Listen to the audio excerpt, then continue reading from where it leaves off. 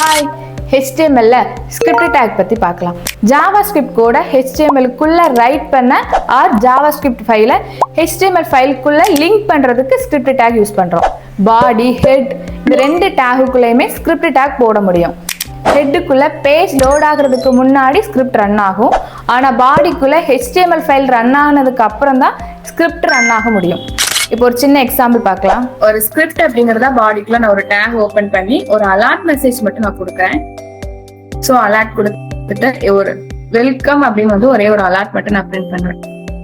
So எனக்கு this page chase welcome அப்படிங்கறத ஒரு அலர்ட் கிரியேட் ஆயிருக்கு. ஸோ இந்த மாதிரி ஸ்கிரிப்ட் அப்படிங்கறத டேக் போட்டு பாடிக்குள்ள நம்மளால ஒர்க் அவுட் பண்ண முடியும். இதே இது ஹெட்டுக்குள்ளயும் இதே மாதிரி ஸ்கிரிப்ட் அப்படிங்கறத ஒரு டேக் கொடுத்து இப்ப நீங்க லாகுக்குள்ள ஏதாவது மெசேஜ் பிரிண்ட் பண்றீங்கன்னா லாகுக்குள்ள இப்ப நான் ஒரு 1000 அப்படிங்கறத ஒரு வேர்ட் மட்டும் நான் போடுறேன். இதை இப்போ நம்ம லாகுக்குள்ள செக் பண்ணி பார்க்கலாம்.